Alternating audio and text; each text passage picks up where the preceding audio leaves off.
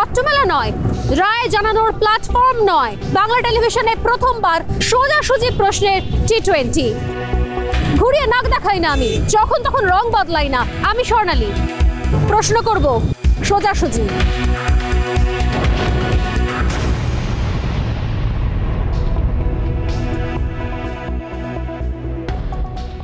সরকারি আবাসন, সেই সরকারি আবাসনে বৃষ্টির জল ঢুকছে।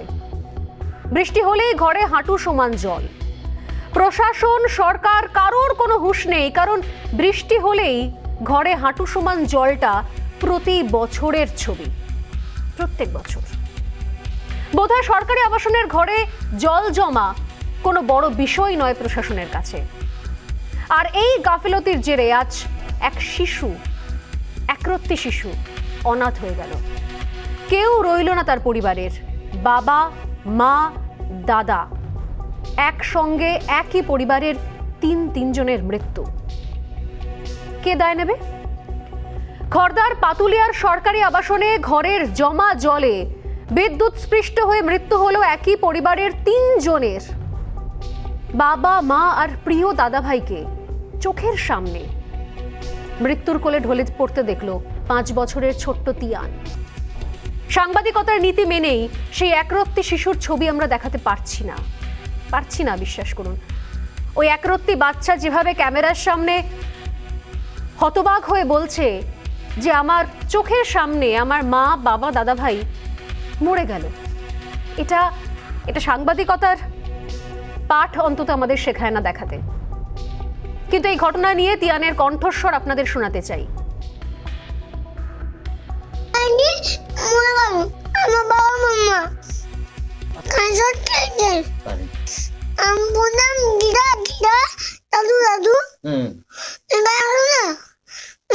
দাদু আসলে আমার বাবা, মামা, আমার দাদা ভাই মরে গেছে।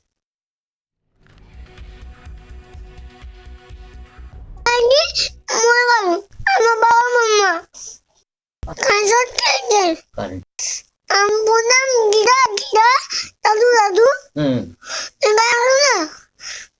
দাদু আসলে আমার বাবা, মামা, আমার দাদা ভাই মরে গেছে। দুধের শিশুকে নিয়ে এখন কি করবেন ভেবে পাচ্ছেন না বৃদ্ধ ঠাকুমা। কি বলছেন তিনি শুনুন, আপনারা নিজেরাই শুনুন। আর বলেন না, আমি তো ছিলাম না, আমি কিছুই জানি না। আমার ছোট্ট নাতি ফোন করেছিলাম, আমি বলছে ও মামা তুমি তাড়াতাড়ি আসো। আমার বাবা আর কথা বলতে পারছে না। আমি জলের জন্য চলে গেছিলাম এক জায়গায়, তাড়াতাড়ি করে আসলাম, এসে দেখি কি দৃশ্য দেখলাম। এবং এত কিছুর পরেও এই মর্মান্তিক ঘটনার জন্য জমা জলকেই দায়ী করতে রাজি নন স্থানীয় পঞ্চায়েত উপপ্রধান। শুনুন। যেখান থেকে ওর পেছন দিকের যে জলটা, যেখানকার জল ঢোকে, সেই জলটা বেরোবার খালটাই হচ্ছে অ্যান্টি ম্যালেরিয়া খাল। ওখানে প্লটিং করে জমি বিক্রি করার সময় আজ থেকে 18-19 বছর আগে সেটা ড্রেনটাকে প্রায় ছোট করে দিয়েছে। সেই সময় যদি লক্ষ্য রাখতো যে ড্রেনটা যদি আরও ছোট না হতো খালটা, তাহলে আমার মনে হয় আরও তাড়াতাড়ি জলটা নিষ্কাশনী ব্যবস্থা ভালো হতো। গতকাল আমরা খড়দার ছবি দেখিয়েছিলাম। খড়দায় সেখানে বিদ্যুৎ স্পৃষ্ট হয়ে মৃত্যু হয় একই পরিবারের 3 জনের। অনাথ হয়ে গিয়েছে পরিবারের ছোট্ট 5 বছরের শিশু। তারপর আবারও গতকালই দমদমের ঘটনা। খবর আসছে রাজ্য জুড়ে খোলা তার এবং জমা জলে বিদ্যুৎ স্পৃষ্ট হয়ে এখনো পর্যন্ত মৃত্যু হয়েছে 11 জনের। দমদমের ঘটনার জন্য আমরা ফোনে যোগাযোগ করেছিলাম স্থানীয় সাংসদ সৌগত রায়ের সঙ্গে গতকালই। তিনি যা বললেন তাতে হতাশ হওয়া ছাড়া আর কোনো উপায় নেই। কি বললেন তিনি, দমদমের সাংসদ, শুনবো। খুবই দুঃখের, কিন্তু মানুষদের কনসিয়াস না হয়, যদি বাচ্চারা গিয়ে এই জল জমার মধ্যে ল্যাম্পপোস্টে হাত দেয়, এই ঘটনা করতেই পারে। ফলে তাদের বাড়িতে বাবা মার কন্ট্রোল করতে হবে ইত্যাদি। এছাড়া কি বলবো বলুন, দুঃখ প্রকাশ করা ছাড়া। টাকা দিলেই কি মৃত মানুষ ফিরে আসে? আসে না। আর ঠিক এই প্রশ্নই তুলেছেন আজ মৃত কিশোরীর মা। এই প্রশ্নের উত্তর বা এই ধরনের মন্তব্য দেখাতে সত্যি সত্যি আমার অন্তত ব্যক্তিগতভাবে সত্যি খারাপ লাগছে, কিন্তু কিছু বিষয় না তুললেই নয়। শুনুন কি বলছেন। আমার মেয়েকে ফেরত এনে দিক। আমি 2 লাখ টাকা দিয়ে কি করব? আমার শ্রাদ্ধ করব? আমার শ্রাদ্ধ করব না আমার মেয়ের শ্রাদ্ধ করব? এই 2 লাখ টাকা দিয়ে আমার 2 লাখ টাকা আমি 3-4 লাখ টাকা দেবো, আমার মেয়েকে এনে দিক। আমি ঘর বাড়ি বিক্রি করে আমি ওনাকে টাকা দিচ্ছি, উনি আমার মেয়েকে এনে দিক। তো আমরা সবাই জানি যে মেয়েদের মুখশ্রীটাই আসল। এই যে বিভিন্ন ক্যাটাগরিতে আমরা ভাগ করি না মেয়েদেরকে, রোগা, মোটা, ফর্সা, কালো, শিক্ষিত, অশিক্ষিত, রোজগেরে, গৃহবধূ, এই বিভিন্ন ক্যাটাগরির মধ্যে আজও আমরা প্রথম যে বিষয়টাকে সামনে রাখি, প্রথম যে প্রশ্নটাকে সামনে রাখি তা হলো মুখশ্রী কেমন। মেয়ের মুখের আদলটা কিন্তু বেশ সুন্দর। আর এই জন্যই কি পান থেকে চুন খসলে প্রথম আক্রোশটাই গিয়ে পড়ে ওই মুখশ্রীতে। মানে প্রেমের প্রস্তাবে প্রত্যাখ্যান হোক, বা স্ত্রীকে সন্দেহ হোক, পরীক্ষায় ভালো রেজাল্ট, ভালো চাকরি পাওয়া হোক, বা শরীরে কোন্দল হোক, সবক শেখানোর অন্যতম উপায় অ্যাসিড। যে বিষয় নিয়ে এত আন্দোলন তা হলো খোলা বাজারে অ্যাসিড বিক্রি করা নিয়ে, তার উপর বিধিনিষেধ লাগু করা নিয়ে এত কিছু আন্দোলন, আইনি লড়াই, সবকিছু কোথাও শেষ হয়ে যাচ্ছে। কারণ আজকের দিনে দাঁড়িয়েও কিন্তু খোলা বাজারে দেদার অ্যাসিড বিক্রি চলছে। মুরারি পুকুরের ছবিটা দেখাচ্ছি এবার, অবাধে অ্যাসিড বিক্রির ছবি, সেখানেও একই রকম।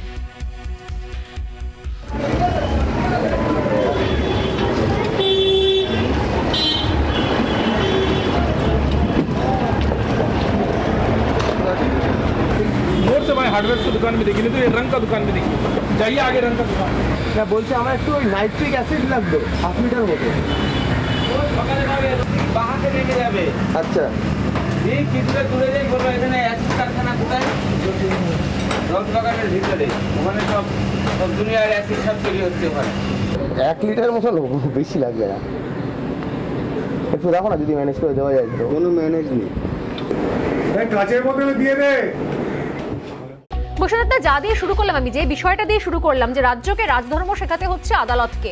দীর্ঘদিন পর্যন্ত আপনার সঙ্গে যখন কথা হয়েছে আমার এই সোজাসুজি স্বর্ণালীর অনুষ্ঠানে, একাধিকবার আপনি বলেছেন যে কোথাও কোনো হিংসা হচ্ছে না, সবটাই হচ্ছে বিরোধী দলের মন গড়া অভিযোগ। এবং এই বিরোধী দল প্রথমে ছিল বিজেপি, তারপর আস্তে আস্তে বিরোধী দলের ক্ষেত্রে নাম লেখান কোথাও রেড ভলেন্টিয়ার্স থেকে শুরু করে আইএসএফ এর কর্মী সমর্থকেরা, আরো অনেকে। মানে রাজ্যের প্রত্যেক বিরোধী দলের অভিযোগ ছিল, আপনারা বারবার খণ্ডন করেছেন যে এমন ঘটনা কোথাও ঘটছে না, প্রশাসন সতর্ক রয়েছে, যারা ঘর ছাড়া ছিলেন তাদেরকে প্রশাসনই ঘরে ফেরাচ্ছে। কিন্তু বাস্তব ছবি সেটা বলছে না। এটা মানুষ বলছিলেন, বিরোধীরা বলছিলেন, আমাদের কাছে যে প্রতিবেদন আসে আমরা সেই প্রতিবেদন তুলে ধরি। কিন্তু আদালত এতদিন পর্যন্ত আপনারা আদালতেও যেটা প্রতিষ্ঠা করার চেষ্টা করছিলেন, কোথাও আজকে কি সেই সবকিছু খণ্ডন হয়ে গেল? একদিকে রাজ্যের মানবাধিকার কমিশনের সদস্যদের আক্রান্ত হওয়া, অন্যদিকে আদালতের এই নির্দেশ, এই মন্তব্য, এই মুহূর্তে দাঁড়িয়ে কি বলবেন বৈষ্ণব? দেখুন, আপনি সোজাসুজি স্বর্ণালী ব্যাকাচোরা স্বর্ণালী হবেন না। বিরোধীদের কথাটা আপনি বেশি করে না দেখে সত্যটাকে আপনি যাচাই করে বলুন, আমি সত্যকে মানতে রাজি আছি। আমার তো আমার তো অন্য কোনো পথ নেওয়ার কোনো অপশন নেই। পালনের কথা বৈষ্ণব, আমার কাছে কোনো অপশন নেই। যেটা আদালতের ঘটনা সেটা বললাম, আর বাকি যেগুলো প্রতিদিন আমরা দেখাই সেটা বললাম। আমার এবার আপনার বয়ান দরকার, সেটাও সোজাসুজি যদি প্লিজ বলেন। এটা আমি বলছি সোজাসুজি হলেই ভালো হয়, ব্যাকাব্যাকি হলে না হলেই ভালো। আমি একটা সোজা কথা বলছি আপনাকে, রাজধর্ম পালনের কথা অটল বিহারী বাজপেয়ী বলেছিলেন নরেন্দ্র মোদীকে, যখন গুজরাটের দাঙ্গা করেছিলেন নরেন্দ্র মোদী। আমি আপনাকে বলছি ওরা যেটা বলছে এটার সত্যতা যাচাই করতে হবে।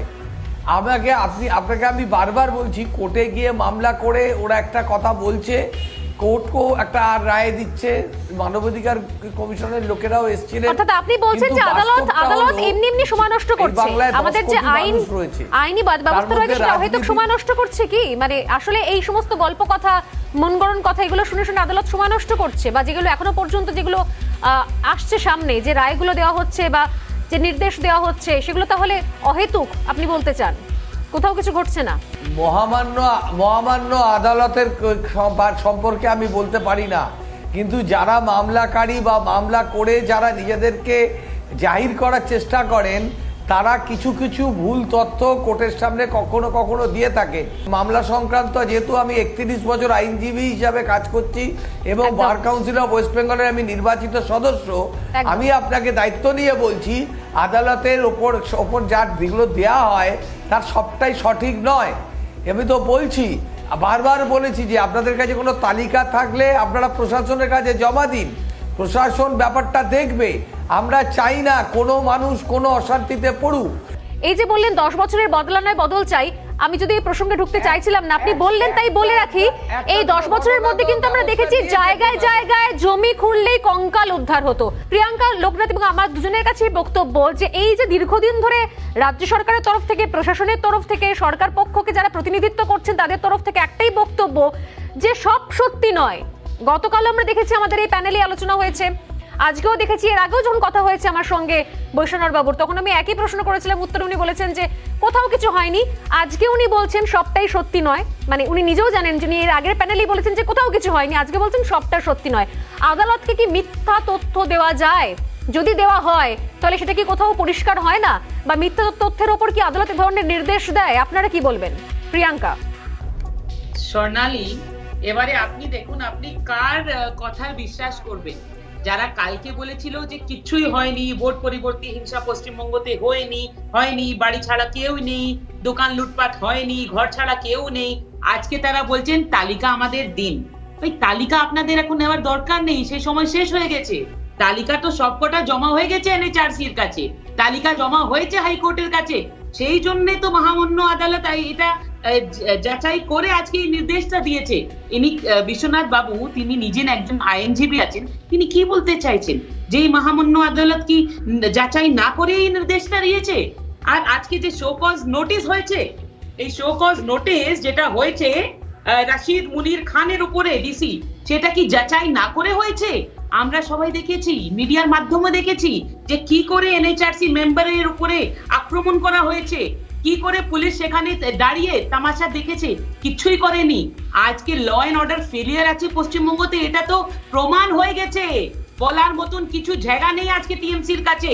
তো বিশ্বনাথ দাকে আমি এটাই বলবো যে যেহেতু আপনি আইনজীবী আছেন, আদালতকে একটু সম্মান রাখুন, যে আদালত যাচাই না করে কোনো নির্দেশ দেয় না। আমাদের সকলের এই আদালতের জন্য আমাদের এই বিশ্বাস আছে, আর সেই জন্য তো আমরা আইনি পথ দিয়ে হাঁটছি। কেন আমরা জানি পশ্চিমবঙ্গ সরকার যেটা আছে সেটা একটা আতঙ্কি সরকার, ভায়োলেন্সে বিশ্বাস করে। আজ সোজাসুজি স্বর্ণালী শুরু করব একটাই শব্দ দিয়ে, একটাই শব্দ এই মুহূর্তে রাজ্য রাজনীতিতে 1 নম্বর শব্দ, গদ্দার। গদ্দার 2 নম্বর শব্দ গদ্দার, 3 নম্বর শব্দ গদ্দার। গদ্দার গদ্দার গদ্দার, এর আগে ছিল মির্জাফর, এখন গদ্দার। বিগত কয়েক দিনে বা বলা ভালো কয়েক মাসে এই গদ্দার শব্দটি এই মুহূর্তে বাংলার রাজনীতির একদম প্রথমে বসে রয়েছে, প্রথম সারিতে। 100 পেয়েছে এই শব্দ। এই সমস্ত আলোচনা শুরু করার আগে মমতা বন্দ্যোপাধ্যায়ের বক্তব্য আজকের শহীদ দিবস, তৃণমূল কংগ্রেসের শহীদ দিবসের মঞ্চ থেকে কি ছিল, চলুন শুনে নেওয়া যাক। যারা গদ্দারি করেছে সেই গদ্দারদের মনে রাখবেন, অনেক গদ্দার আছে যারা মুখে বড় বড় কথা বলছে, আবার ফোন ট্যাপিং এর কথাও বলছে। এই গদ্দারদের একদিন মানুষ রাজনৈতিকভাবে বিদায় দেবে, এটা আমি বিশ্বাস করি। আর বিজেপি পার্টিতে গদ্দারদেরই জন্ম হয়, ভালো লোকেদের জন্ম হয় না। তার কারণ ওরা সভ্যতা জানে না, ওরা সংস্কৃতি জানে না। শহীদ দিবস নিয়ে আমরা দেখেছি বছরের পর বছর, বিগত কয়েক বছরে, অন্তত বিগত 10 বছরে তো বটেই, 2011 সালের পর থেকে দেখেছি শহীদ দিবসের রঙিন একটা প্ল্যাটফর্ম। শহীদ দিবস মানে সেখানে নাচ গান, তারকা সমাগম, নাচ হয়েছে, গান হয়েছে। এমনকি এই শহীদ দিবসের মঞ্চে আমরা দেখেছি যে তারকা, তৃণমূল কংগ্রেসের তারকা যিনি প্রার্থী, তিনি সেই মঞ্চেই পাগলু ডান্স সেটাও নেচেছেন, আপনাদের নিশ্চয়ই মনে আছে। আর এর পাশাপাশি শুধুমাত্র নাচ নয়, গানেও একদম জমজমাট ছিল একদম সেই সময়, বিভিন্ন সময় 2011 পর থেকে বিভিন্ন সময়ের এই 21শে জুলাইয়ের মঞ্চ, এই জমজমাট মঞ্চের, এই নাচে গানে ভরা জমজমাট মঞ্চের কয়েক কুচি ছবি একটু আপনাদের জন্য, যদি ভুলে গিয়ে থাকেন তো।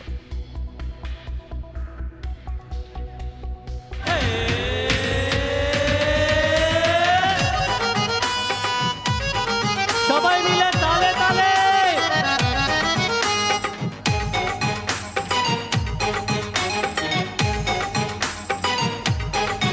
দাদা কাকে বলি আর আজব কারবার ধান্দাবাজের হাতে পড়ে দেশে হাহাকার, দাদা কাকে বলি আর।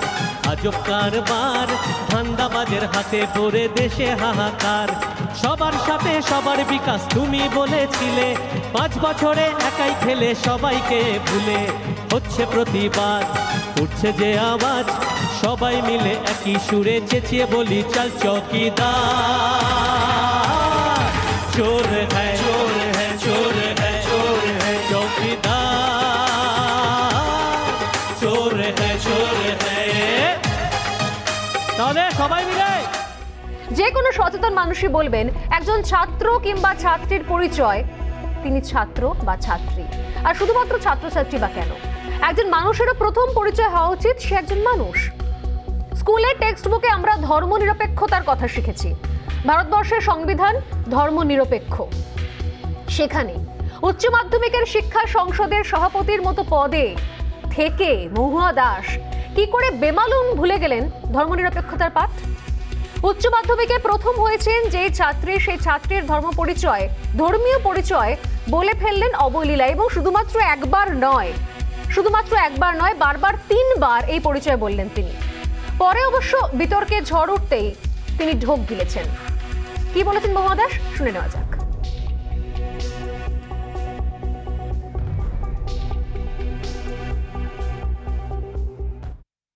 যিনি সর্বোচ্চ নম্বর পেয়েছেন এককভাবে সর্বোচ্চ নম্বর পেয়েছেন, কোনো আমি র্যাঙ্ক বলছি না, সর্বোচ্চ নম্বর এই কথাটা বলছি, এককভাবে পেয়েছেন একটি মুসলিম কন্যা,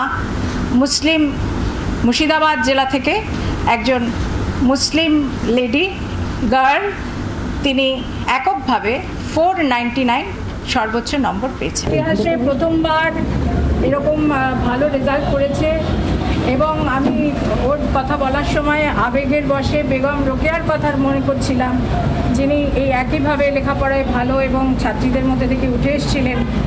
সেই হিসাবে আমি সাংবাদিকদের কিছু তথ্য তারা জানতে চেয়েছিলেন, আমি সেই তথ্যগুলো দিয়েছিলাম যাতে মেয়েটিকে তারা বুঝতে পারে, তার গৌরবটা সংসদ শেয়ার করতে পারে। আমি প্রথমে কামরুজ্জামানকে দিয়ে শুরু করি। কামরুজ্জামান চৌধুরী আমার স্টুডিওতে রয়েছেন, আমার সঙ্গে কংগ্রেস মুখপাত্র।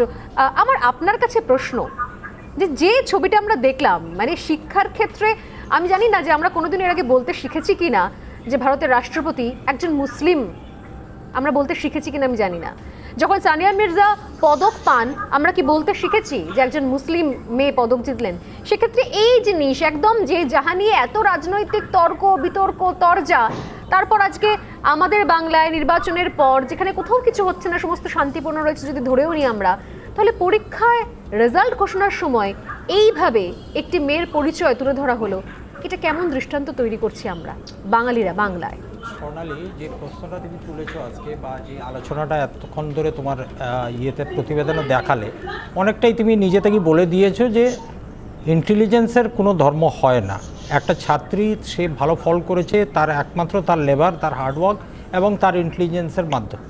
কিন্তু আজকে এই ডিবেটে যে পয়েন্টসগুলো উঠে এসছে, সেই পয়েন্টসগুলো কি কেউ আজকে যারা রয়েছে আমার সঙ্গে প্যানেলে, তারা কেউ কি এই ডিনাইলে থাকতে পারে যে এই প্রশ্নটা আজকে আমাদের কমিউনিটির ভিতরে নেই? এই কমিউনিটির ভিতরে আছে, এই জিনিসটা স্বীকার করতে হবে। স্বীকার যত সময় করবেন না তত সময় এই আইডেন্টিটি বেসড মানে স্টিরিওটাইপিং যেটাকে আমরা বলি, সেটা কিন্তু কোনোদিনই বন্ধ হবে না।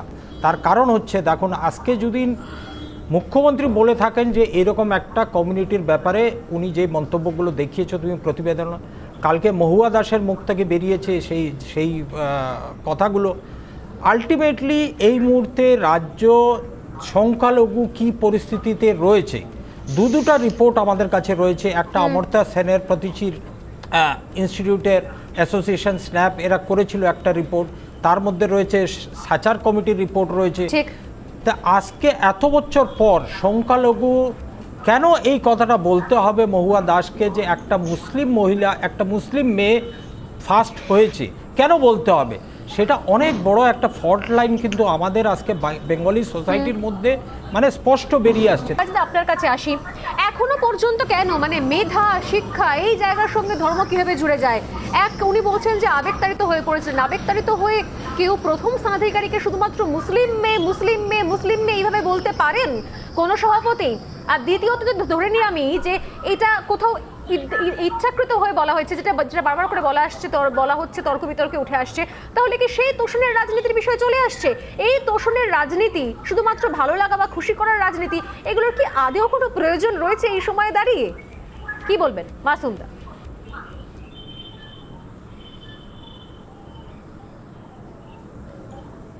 দেখুন,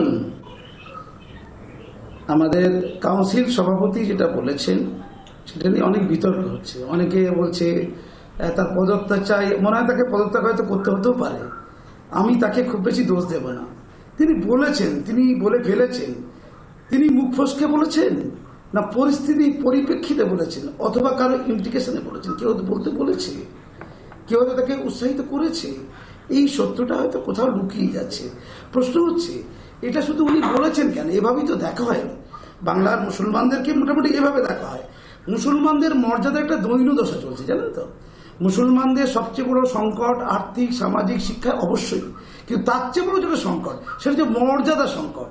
বাংলার মুসলমানরা একটা মর্যাদাহীনতায় ভুগছে। এই বড় সত্যি কথাটা আমরা বুক ঠুকে বলতে পারছি না। 2021-এর বিধানসভা নির্বাচনের আগে একাধিক প্রকল্প এসেছিল, দিদিকে বলো, ফোন নাম্বার, কাটমানির সমস্ত বিষয়ে সামনে চলে আসা, জায়গায় জায়গায় জেলায় জেলায় মানুষজন যারা কাটমানি নিয়েছেন তারা ফেরত দিচ্ছেন, উল্টো রথ। কিন্তু কোথাও সে ছবি আর দেখতে পাওয়া গেল না ঠিক 2রা মের পর থেকে। মমতা বন্দ্যোপাধ্যায় এরপর আরো এক স্বপ্নের প্রকল্প আমাদের সামনে নিয়ে এসেছেন, লক্ষ্মীর ভান্ডার।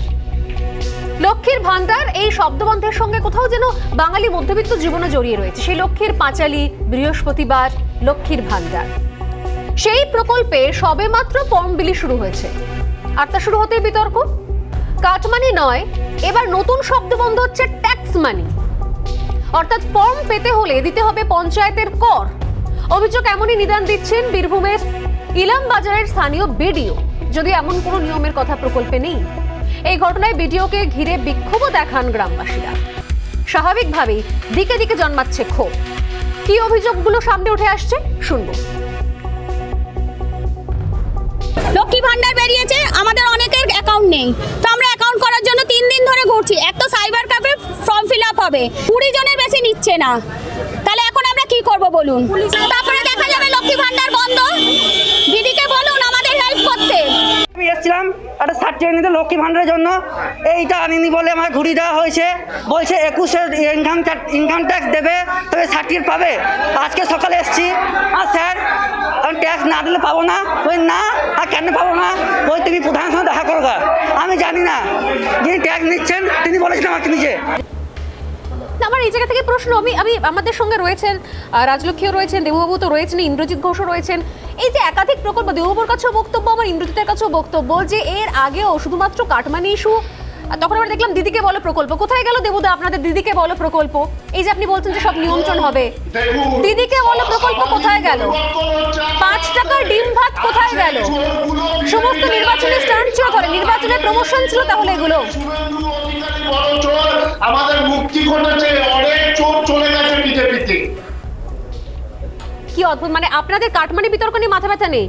সুবিধ কারা কারা কোন দলে গেছে, তাদের বিরুদ্ধে কি অভিযোগ সেটা মাথা ব্যথা আপনাদের? নিশ্চয় কাটমানি নেই, বাংলায় বন্ধ হয়ে আছে। এই যে চোরগুলো চলে গেল, ওই শুভেন্দু অধিকারী কাটমানি চড়াচ্ছিল, চোরটা বিজেপিতে গেছে, মুক্তি হয়েছে।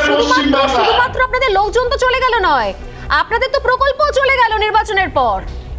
দিদিকে বলে প্রকল্প চলে গেল, দিদিকে বলে প্রকল্প এখন বিরতি নিল, দিদিকে বলে প্রকল্প কোথায় গেল? চালু হয়ে গেছে, চালু হয়ে গেছে লক্ষ্মী ভান্ডার। 5 টাকা ডিম ভাত কোথায় গেল? চালু হয়েছিল তো নির্বাচনের আগে, কোথায় গেল? গোটা ভারতবর্ষে নেই, ইউপিতে নেই, মধ্যপ্রদেশে নেই, ডবল ইঞ্জিন সরকার বিহারে নেই, হিমাচল প্রদেশে নেই, কোথাও নেই। বন্যা, চারিদিকে শুধু জল আর জল। প্রথমে বন্যা, রাজনীতি, তারপর আবার বন্যা, আবার রাজনীতি। সেই এক ট্র্যাডিশন চলছে। কার দায় এই প্রশ্ন বারবার করে যাব আমরা, কিন্তু কোনো সময় এর কোনো উত্তর পাওয়া যাবে না।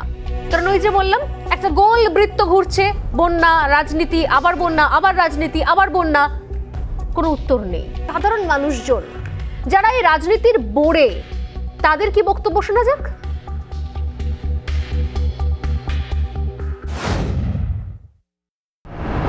চিকিৎসা নেই, একটা কিছু নাই, আমরা কত কষ্ট করা কি ভাবা জীবন কাছি। এখনো পর্যন্ত ধরুন 7টা গ্রাম পঞ্চায়েত জলের তলায় চলে গেছে এবং জলের যে লেভেল এটা আমরা অতীতে কখনো দেখিনি। একটা সময় বেরিয়ে এসেছি বাড়ি থেকে, কোনো খাবার দাবার কোনো ব্যবস্থাই নাই। নিজের জানটাকে হাতে করে নিয়ে বেরিয়ে এসেছি ছেলের হাত ধরে। এই মুহূর্তে আমাদের কিছু নেই, আমাদের খাবার চাই, মেন কথা খাবার আর খাবারের জল চাই, কারণ আমরা থাকবো কোথায়। স্থায়ী ফ্লাড সেন্টার নেই এই রাজ্যে, পানীয় জলের অভাব রয়েছে এই রাজ্যে, আর আমাদের রাজ্য সরকার অকাতরে অনুদান দিচ্ছে ক্লাব এবং পুজো কমিটিগুলিকে।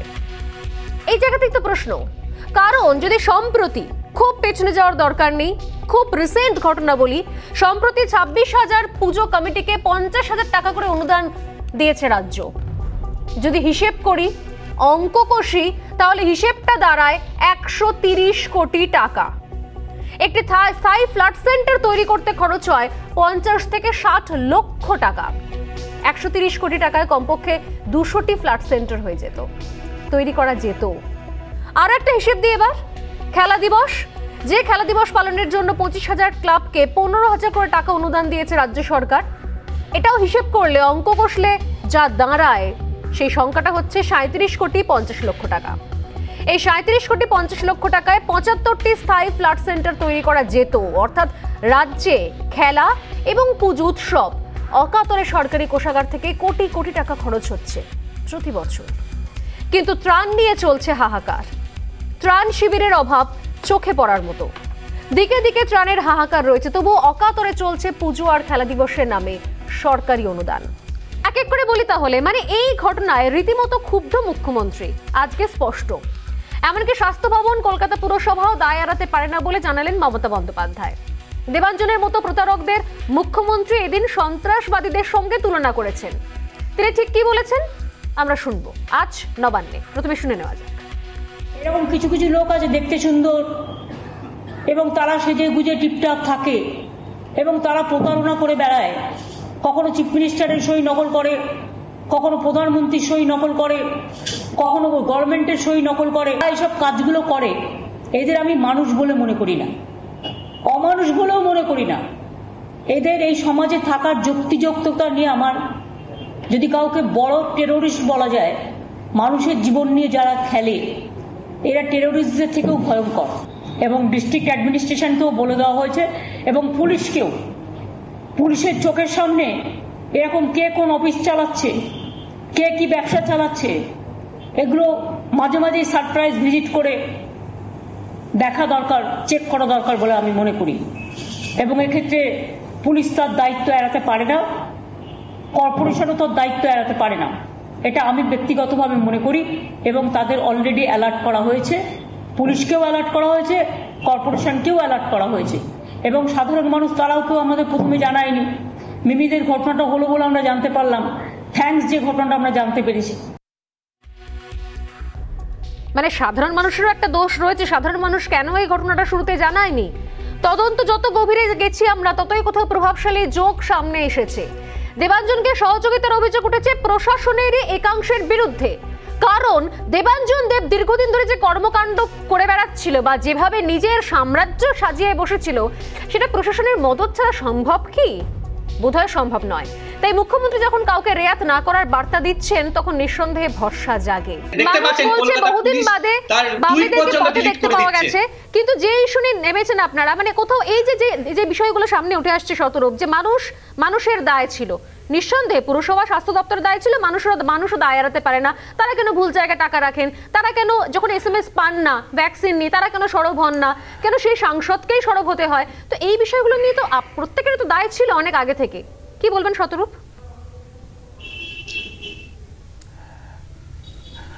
দেখুন স্বর্ণালী, এই কথাটাকে, এই মুখ্যমন্ত্রীর বক্তব্যটাকে এক কথায় ভিকটিম ব্লেমিং বলে। আমি একটা কথা আপনাকে বলি স্বর্ণালী, মুখ্যমন্ত্রী আজকে যেটা বলেছেন সেটা নিঃসন্দেহে, আপনি যদি আমায় জিজ্ঞেস করেন, ওনার বক্তব্যটা সদর্থক, এটা মানতে আমার কোনো দ্বিধা নেই। কিন্তু সমস্যাটা কি জানেন তো, বাংলা একটা কথা আছে, ঘরপোড়া গরু সিঁদুরে মেঘ দেখলে ডরায়। আমাদের এখন হয়েছে সেই অবস্থা।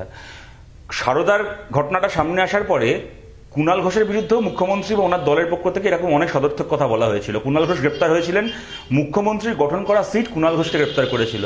আজকে সেই কুণাল ঘোষ মমতা বন্দ্যোপাধ্যায়ের দলের মুখপত্র। তা আপনি চলে আসুন 2 নম্বর ঘটনায়। উনি মুখ্যমন্ত্রী হওয়ার পরে মাওবাদী মুক্ত পশ্চিমাঞ্চল গড়ার ব্যাপারেও অনেক সদর্থক কথা বলেছিলেন। আজকে ছত্রধর মাহাতো ওনার দলের নেতা। 3 নম্বর ঘটনা, বালুরঘাটের এক তরুণী ধর্ষণের অভিযোগ করার পরে ঋতব্রত বন্দ্যোপাধ্যায়ের গ্রেপ্তার চেয়েও তৃণমূল কংগ্রেস অনেক সদর্থক কথা বলেছিল।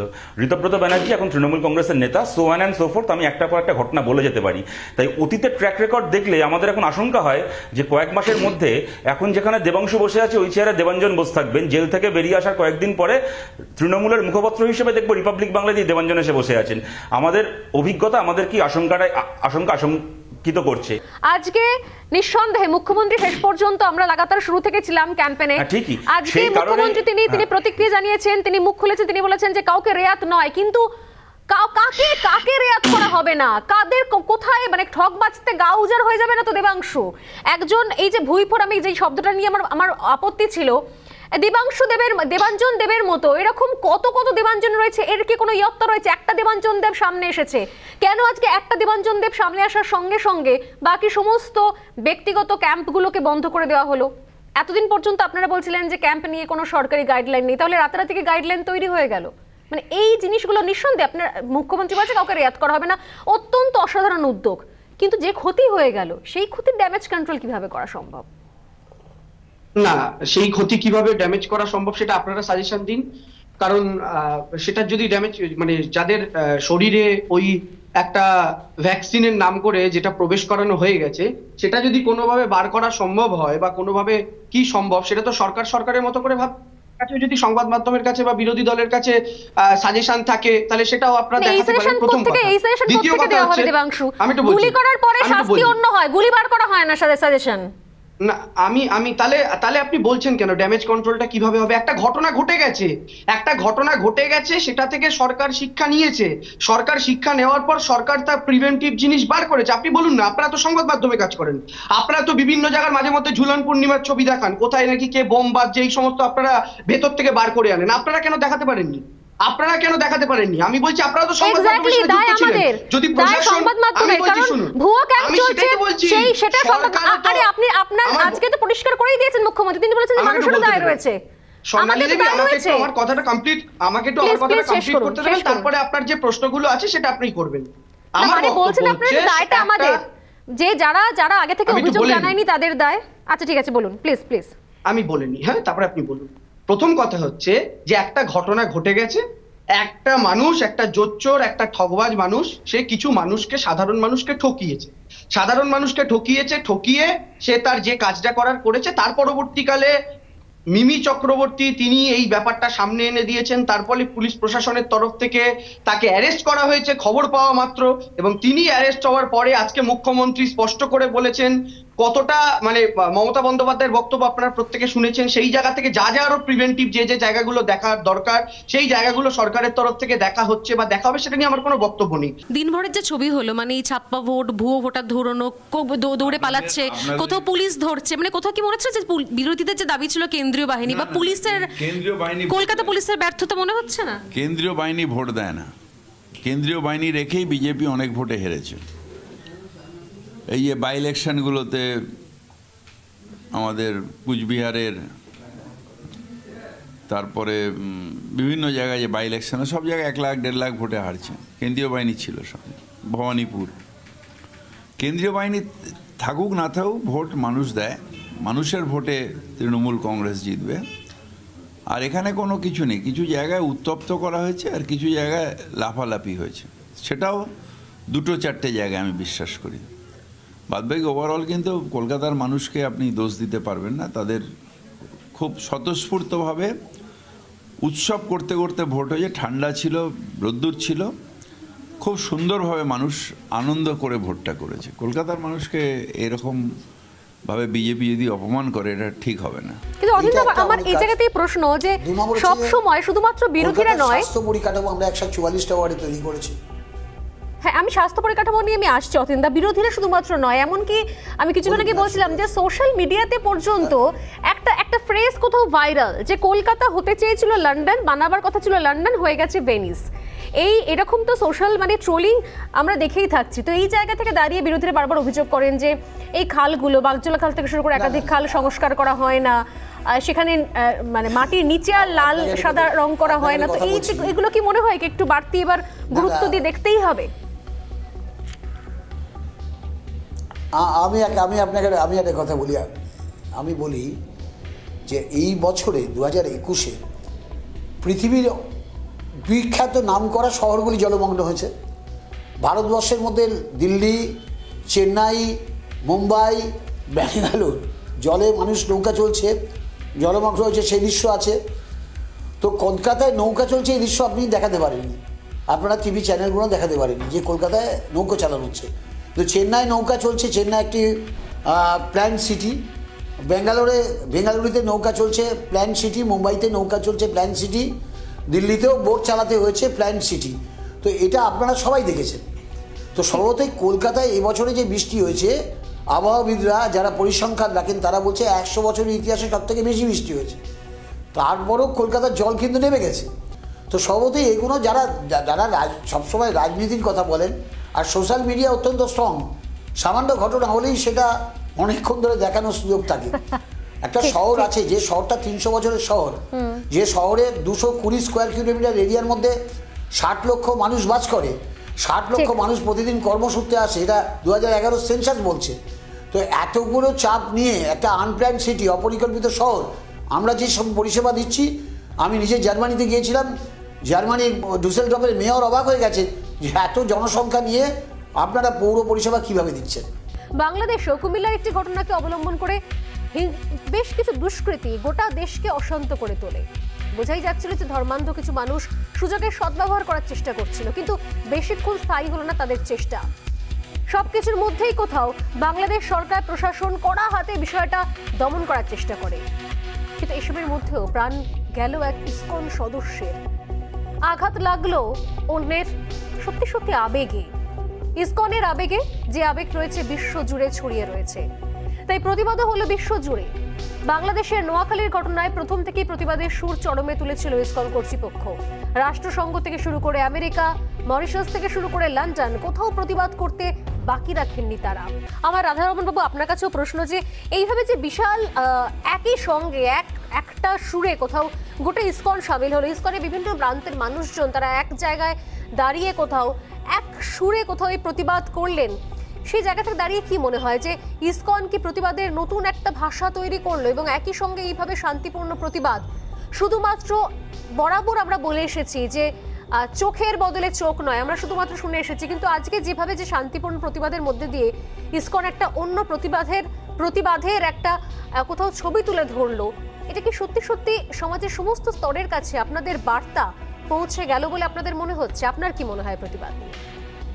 13 অক্টোবর থেকে এসব চলছে, কিন্তু কেউ একে লক্ষ্য করছে না, কোথাও কেউ ইন্টারন্যাশনাল লিডার এটা কন্ডেম করছে না। তো আমাদেরকে খুব আশ্চর্য হলো। তারপরে আমরা এটাকে তুলেছি, আমি প্রধানমন্ত্রীর রেসিডেন্সে ফোন করলাম, তারপরে ইউনাইটেড নেশনকে চিঠি লিখলাম, তারপরেও কিছু প্রতিক্রিয়া আসলো না। তারপরে আমরা আমাদের ভক্ত, যখন আমরা শুনলাম কি আমাদের একটা ভক্তের ফ্যামিলির একটা 10 বছরের মেয়ের ওর রেপ হয়েছে, তারপরে মারা যায়, তারপরে আমরা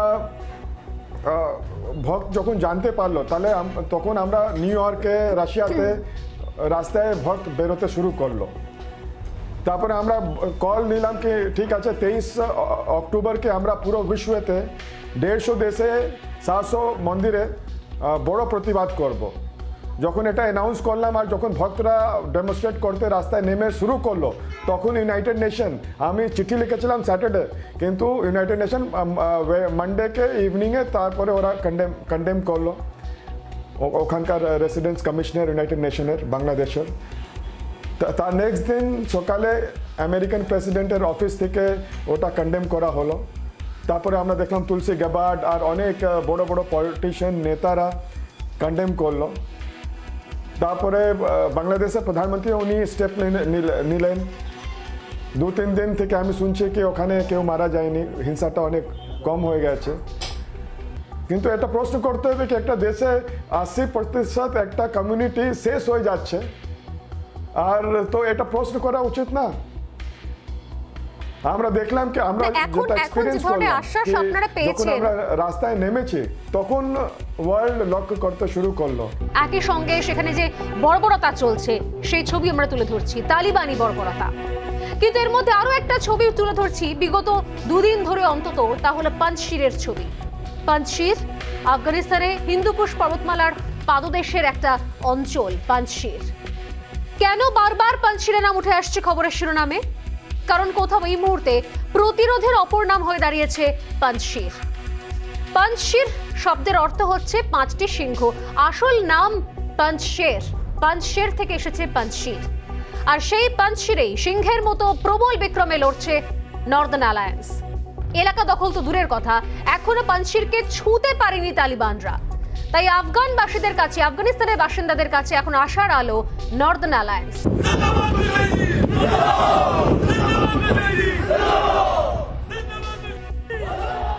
নিজের দেশকে তালিবান মুক্ত করার জন্য সংগ্রাম, শপথ, সেই মানসিক দৃঢ়তা কোথাও এই ছবির মধ্যে ধরা পড়ছে। আরো একটা ছবি দেখাবো, পাঞ্চশিরের সীমানার ছবি। পাঞ্চশিরের প্রত্যেকটা সীমানা বর্ডার এলাকায় এই মুহূর্তে চলছে নর্দার্ন অ্যালায়েন্সের কড়া নজরদারি। মনোবলকে তুঙ্গে রেখে তালিবানের সামনে যোদ্ধারা গড়ে তুলেছে এক দুর্ভেদ্য দেওয়াল। কেমন সেই দেওয়াল এবং কি প্রবল বীর বিক্রমে তারা লড়াই করছে, প্রবল বীর বিক্রমে তারা গোটা পাঞ্চশিরকে ঘিরে রেখেছে, সেই ছবি দেখুন। আরো ছবি দেখাবো আপনাদের। পাঞ্চশির যে পার্বত্য এলাকা, সেই পার্বত্য এলাকার উপত্যকায় কি চলছে? উপত্যকায় চলছে নর্দার্ন অ্যালায়েন্সের যোদ্ধাদের প্রশিক্ষণ।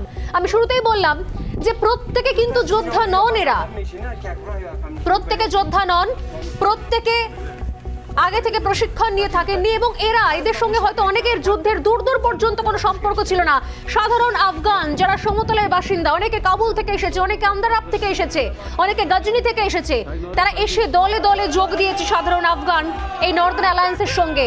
এই মাসুদ এবং সালের নেতৃত্বে তারা প্রশিক্ষণ নিচ্ছেন এই মুহূর্তে এবং নিজেদেরকে এক একজনকে পারদর্শী করে তুলছেন। তারা জানেন তাদের সময় হাতে খুব অল্প, কারণ কোনো সাহায্য পাওয়া যাচ্ছে না সেইভাবে। কোথাও একটা বড় নেক্সাস, একটা বড় চক্র চলছে, আঁতাত চলছে, অশুভ আঁতাত, যেখানে পাকিস্তান, চীন প্রতি মুহূর্তে সমর্থন করছে, সব রকম সহযোগিতা যোগাচ্ছে তালেবদের। সেই জায়গায় দাঁড়িয়ে নিজের দেশের মাটিতে নিজের দেশকে রক্ষা করার জন্য, নিজের দেশের মা বোনদের সম্মান রক্ষা করার জন্য তারা হাতে অস্ত্র তুলে নিয়েছে। নর্দার্ন অ্যালায়েন্সের যোদ্ধাদের প্রতিরোধের প্রদেশের সীমানাতেই আটকে পড়েছে তালিবান জঙ্গিরা। সেই ছবি দেখুন আপনারা, যেখানে সীমানা, যেটা পাঞ্চশিরের সীমানা, ঠিক সেই জায়গাতে গিয়ে আটকে গিয়েছে তালিবান জঙ্গিরা। অস্ট্রেলিয়ার একজন নাগরিক যে দেশ ছেড়ে পালাতে চাইছিল এবং আপনারা দেখুন যে কিভাবে তাকে মারা হয়েছে, বন্দুকের বাঁট দিয়ে তাকে আঘাত করা হয়েছে। এই মুহূর্তে রক্তাক্ত সে অস্ট্রেলিয়ার নাগরিক, সেই ছবি দেখবো আমরা।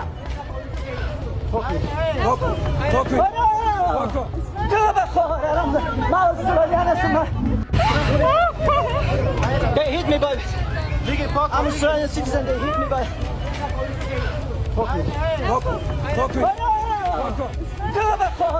এবং এই ছবি থেকে স্পষ্ট যে যখন রক্তাক্ত অবস্থায় এই অস্ট্রেলিয়ার নাগরিক ভিডিও করছে, সেই সময় তাকে ভিডিও পর্যন্ত করতে বাধা দেওয়া হচ্ছে। এবং আপনারা জানেন, আমরা বারবার দেখিয়েছি যে কাবুল এয়ারপোর্টের বাইরের কি ছবি আমরা আজকেও দেখিয়েছি, যেখানে মানুষ ঘন্টার পর ঘন্টা, দিন রাত, সপ্তাহ কোথাও কেটে গিয়েছে, এখনো পর্যন্ত এয়ারপোর্টের বাইরে রয়েছে। সেখানে ইতিমধ্যেই সেখানে নিষেধাজ্ঞা জারি করা হয়েছে যে কোনো আফগান দেশ ছাড়তে পারবে না, প্রয়োজনীয় নথিপত্র থাকা সত্ত্বেও।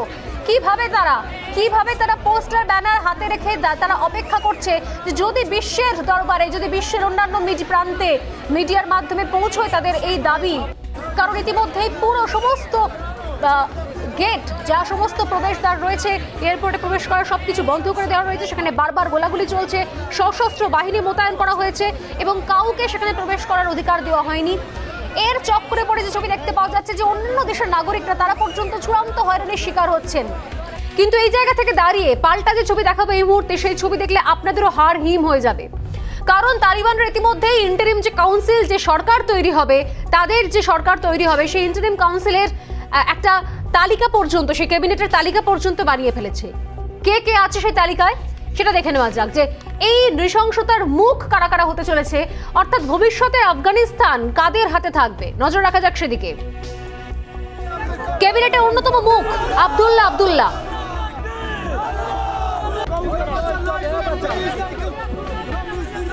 মন্ত্রিসভার সদস্য হতে চলেছে আব্দুল্লাহ। ইতিমধ্যেই রাষ্ট্রসংঘের তালিকাভুক্ত এই জঙ্গি, এর পাশাপাশি রয়েছে হামিদ কারজাই, তিনি হচ্ছেন মন্ত্রিসভার সদস্য। খলিল উর রহমান হাক্কানি মন্ত্রিসভার সদস্য, হাক্কানি নেটওয়ার্কের যে প্রধান। সিরাজউদ্দিন হাক্কানি, সেও পাচ্ছে মন্ত্রিসভার সদস্য পদ। আব্দুল বাকি হাক্কানি নেটওয়ার্কের সদস্য, সে হচ্ছে উচ্চ শিক্ষা মন্ত্রী, অর্থাৎ তাবর সন্ত্রাসবাদীরা এখানে এক একটা গুরুত্বপূর্ণ দায়িত্ব পাচ্ছে। হাক্কানি নেটওয়ার্কের সদস্য হচ্ছে উচ্চ শিক্ষা মন্ত্রী। হামদুল্লাহ নোমানি কাবুলের মেয়র হতে পারে। রাষ্ট্রসংঘের তালিকাভুক্ত এই জঙ্গির নাম ইতিমধ্যে রাষ্ট্রসংঘের তালিকায় রয়েছে। মোল্লা বারাদার মন্ত্রিসভার সদস্য হচ্ছে। মোল্লা ইয়াকুব, সেও গুরুত্বপূর্ণ দায়িত্ব পাচ্ছে, মন্ত্রী হচ্ছে। সরদার ইব্রাহিম আফগানিস্তানের স্বরাষ্ট্রমন্ত্রী হচ্ছে। কে এই Sardar Ibrahim? ID blast expert, যে এই আইডি এক্সপার্ট হচ্ছে এই মুহূর্তে আফগানিস্তানের স্বরাষ্ট্রমন্ত্রী হতে চলেছে। গুল আগা অর্থমন্ত্রী হওয়ার পথে এগোচ্ছে গুল আগা, রাষ্ট্রসংঘের তালিকাভুক্ত জঙ্গি গুল আগা। অর্থাৎ বোঝাই যাচ্ছে যে কারা হচ্ছে এই সন্ত্রাসের ক্যাবিনেটে, কারা থাকছে, এবং একই সঙ্গে গোটা বিশ্বের কাছে এটা কত বড় থ্রেট হতে চলেছে। মানে যারা ভাবছে এখনো বসে বসে যে এই মুহূর্তে দাঁড়িয়ে আফগানিস্তানের ক্ষমতা পেয়েছে তালিবান, এখানে আমাদের মাথা ব্যথার কোনো কারণ নেই, কারণ তাদের দেশের ব্যাপার সেটা। তাদের দেশের মানুষজন যদি এটাকে মাথা নত করে মেনে নেয়, তাহলে তাদের দেশের মানুষের সমস্যা, না হলে যারা শক্তিশালী তারা ক্ষমতা পাবে। আজ থেকে ঠিক 50 বছর আগে 1971 সালে কোথাও যেভাবে এই যুদ্ধের শুরু হয়েছিল মার্চ মাসে, সেই সমস্ত যুদ্ধ কোথাও শেষ হয়ে যায় আজকের দিনে 16ই ডিসেম্বর, যেদিনকে সত্যি সত্যি পাকিস্তান সেনা এখানে সোহরাওয়ার্দী উদ্যানে তারা আত্মসমর্পণ করে। ঢাকা শহীদ মিনার চত্বরে এই মুহূর্তে আমরা রয়েছি এবং সেখানে সকাল থেকে একটা উৎসব উদযাপনের একটা সেলিব্রেশনের মুড ধরা পড়ছে। কালারফুল, ভীষণ রঙিন একটা সেলিব্রেশন, এবং যে সেলিব্রেশন একই মুহূর্তে আমাদের সবার সঙ্গে রয়েছেন একদম বাংলাদেশের তরুণ প্রজন্ম, যারা সত্যি সত্যি সেই সময় 1971 সালের যুদ্ধ দেখেনি, যারা সেই 1971 সালের যুদ্ধের কথা শুধুমাত্র বইয়ে পড়েছে, বাবা কাকাদের থেকে শুনেছে, বড়দের থেকে শুনেছে, সেই মানুষজন একেবারে তরুণ তুর্কির এই মুহূর্তে আমাদের সঙ্গে রয়েছেন, যারা প্রতি বছর আসেন। আমি এদের সঙ্গে এবার কথা বলবো যে তোমরা কি প্রতি বছরই 16 ডিসেম্বরটা এইখানে সেলিব্রেট করো? আমি তোমার কাছে আসি। হ্যাঁ, আমরা প্রতি বছরই আমাদের এখানে বিজয় রাইড শুরু হয়, এখানে আমরা অংশগ্রহণ করি। হেলমেট আছে কারণ কিছুক্ষণ আগে সাইকেলের স্ট্যান্ড দেখাচ্ছি। হ্যাঁ, আমরা সাইকেল স্ট্যান্ড এবং কি রাইড করে আমরা বেলি করে থাকি। বিজয় রাইড শেষ করে আমরা এখানে অংশগ্রহণ নিয়েছি, এখানে আমাদের বেলি শেষ হয়েছে। এই মুহূর্তে আমরা রয়েছি সোহরাওয়ার্দী উদ্যানে। এই সোহরাওয়ার্দী উদ্যানের আগে বাংলাদেশে পরিচিত ছিল রমনা রেসকোর্স নামে। যখন ব্রিটিশ রাজ চলে তখন অবিভক্ত বাংলায় এই রেসকোর্স কোথাও ব্রিটিশ আর্মিদের জায়গা ছিল এবং এখানে রেসিং হতো, ঘোড়ার রেস চালানো হতো। এই সোহরাওয়ার্দী উদ্যান কোথাও এই মুক্তিযুদ্ধের সঙ্গে ভীষণ রকমভাবে জড়িত, কারণ এই সেই উদ্যান যে উদ্যানে পাকিস্তান সৈন্য 16ই ডিসেম্বর আত্মসমর্পণ করতে বাধ্য হয়েছিল। এই সেই উদ্যান যেখানে যুদ্ধ চরম আকার নিয়েছিল। এই উদ্যানেই কোথাও যখন জেল থেকে ফেরত আসার পর বঙ্গবন্ধুর তিনি নাম পেলেন শেখ মুজিবুর রহমান, তখন এই উদ্যানে কোথাও সেই বিশাল গ্যাদারিং হয়েছিল, মিটিং হয়েছিল, যে মিটিং থেকে ইন্দিরা গান্ধীকে সঙ্গে নিয়ে তিনি ডাক দিয়েছিলেন যে আমাকে কেউ দাবায় রাখতে পারবে না। ঘণ্টাখানেকের হট্টমেলা নয়, রায় জানানোর প্ল্যাটফর্ম নয়, বাংলা টেলিভিশনে প্রথমবার সোজাসুজি প্রশ্নের T20। ঘুরিয়ে নাক দেখাই না আমি, যখন তখন রং বদলাই না। আমি স্বর্ণালী, প্রশ্ন করব সোজাসুজি।